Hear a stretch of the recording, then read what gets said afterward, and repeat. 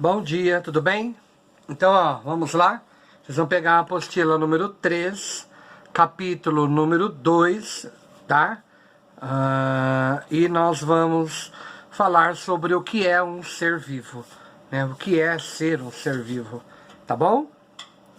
Peguem os cadernos para fazer as anotações e a própria apostila.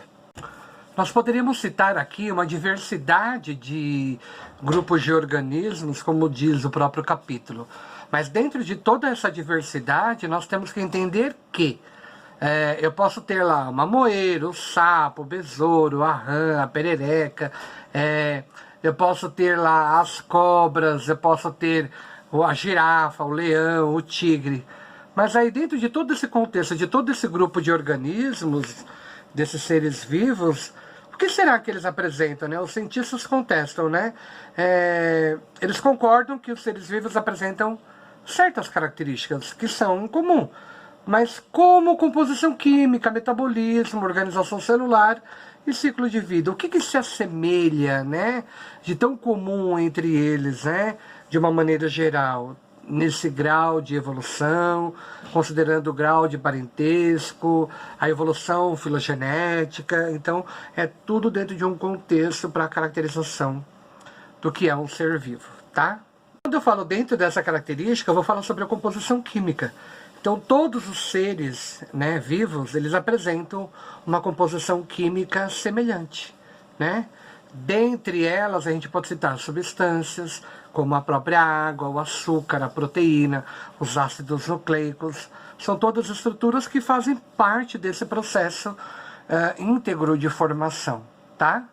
Quando nós nos respaldamos e definimos sobre a característica de metabolismo, de uma maneira simplificada, dizer que o metabolismo ele se afere ao conjunto de processos químicos que permitem a todo ser vivo obter energia, formar, renovar suas estruturas e realizar as funções vitais, como respiração, crescimento e reprodução, tá?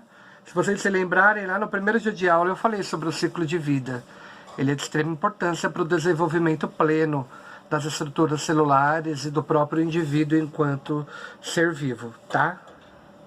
Eu acredito que todo mundo nós vamos falar agora sobre o tópico de organização celular e as estruturas das células. Eu acredito que mesmo que você não entenda ou não saiba o nome de todas as estruturas, para que serve e tudo mais, eu acredito que vocês em algum momento ouviu a palavra célula. Então, célula, ela é a unidade fundamental dos seres vivos, tá?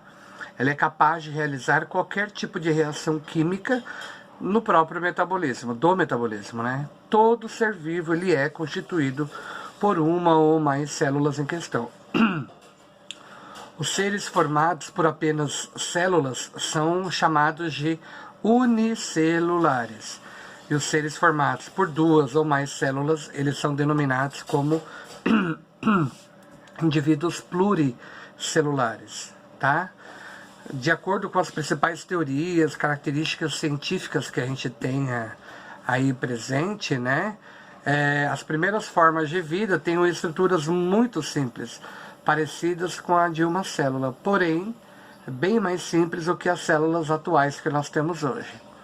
Essas primeiras estruturas, elas apresentavam a capacidade própria dos seres vivos que garantiam a continuidade da vida, né? A partir daí, a sua própria reprodução, de uma forma geral, tá? Tudo bem? É o momento que no próximo capítulo, onde eu vou estar falando sobre a descoberta dessa célula, o ano dela, foi em torno de 1665, por um cientista chamado Robert Hooke, né? E de que maneira que se deu, a partir daí se deu o descobrimento do microscópio, né? As células em seu grande aumento. Então nós vamos chegar nesse tópico que é no próximo capítulo, tá? Mas enquanto célula, né, ela é a menor parte viva de um determinado organismo, isso é clássico. E a maioria dessas células, elas são formadas por três estruturas básicas: a membrana plasmática, o núcleo e o citoplasma, tá? Elas são formadas por essas estruturas. A membrana plasmática, se você imaginar a estrutura de uma célula, ela é a camada mais fina que envolve a célula em questão. Ou seja, ela tem a capacidade de se comunicar com o interior da célula com o meio externo, né? E ela controla, na verdade, a entrada e a saída, né, de determinadas substâncias aí.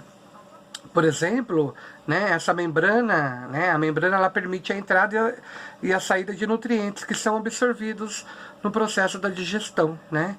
Ela controla a entrada e a saída. E essas substâncias, a saída dessas substâncias, elas devem ser eliminadas no meio externo, tá? A água que entra e sai da célula, ela também atravessa essa membrana de uma forma geral. Ou seja, tudo aquilo que não é aproveitável, né, a célula ela até pode absorver por um processo natural, mas ela também acaba eliminando de uma forma geral, tá? Depois eu vou passar um desenho para vocês contendo essas estruturas das células em questão, tá bom? Uma coisa que eu queria falar para vocês, que é importante, para falar de todas as estruturas de seres vivos, nós vamos falar sobre o DNA. O DNA nada mais é onde estão contidos os genes.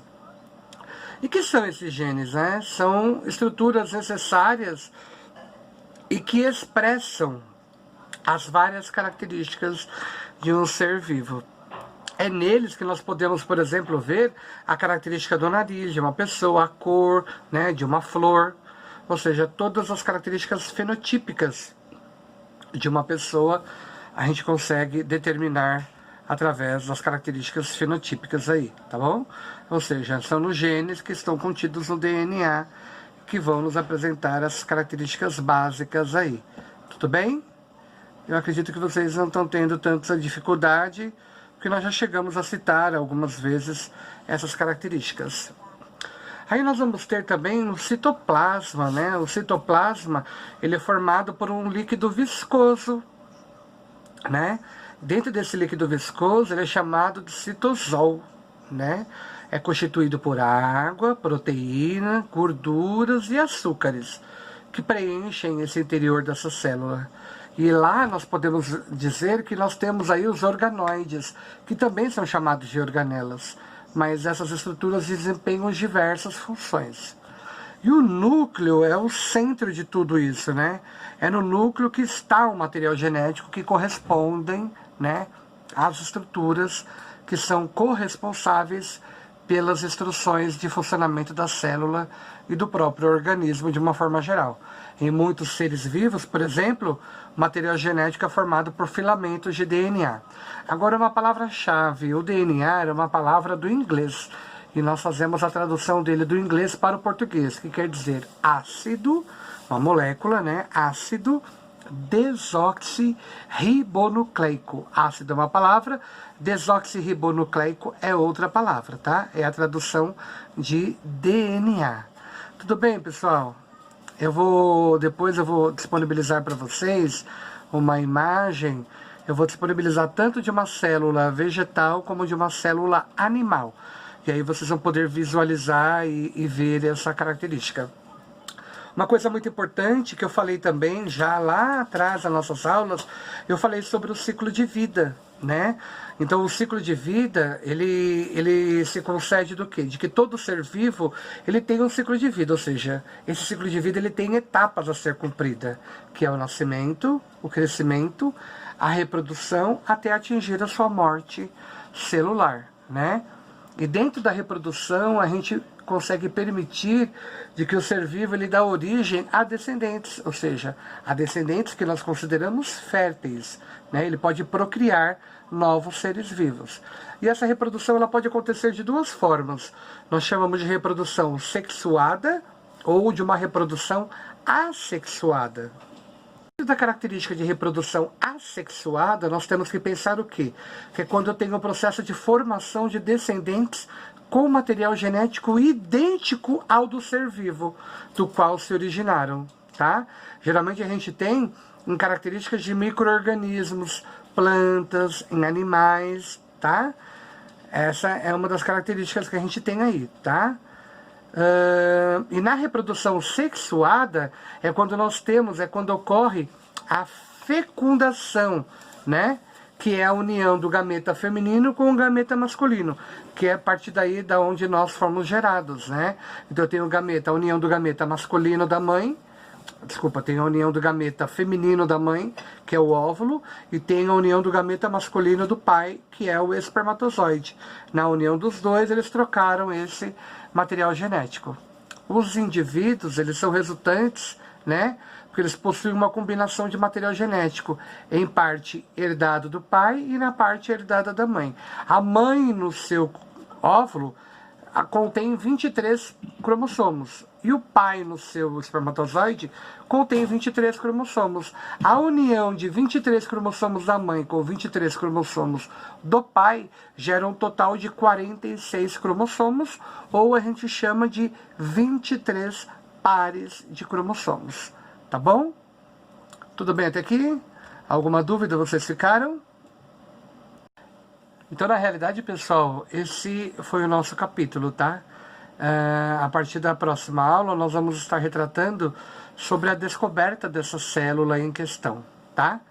Então, agora, vocês têm uma perguntinha só para responder nesse capítulo, tá? Vocês vão me enviar essa pergunta, aí a gente vê, vocês vão fazer para a próxima aula, tá? E aí a gente vai dar continuidade. Combinado? Eu vou disponibilizar a imagem das duas células, tanto da célula vegetal quanto da célula animal para vocês. Combinado? Tudo bem? Abraço para todos, tudo de bom para vocês, tá?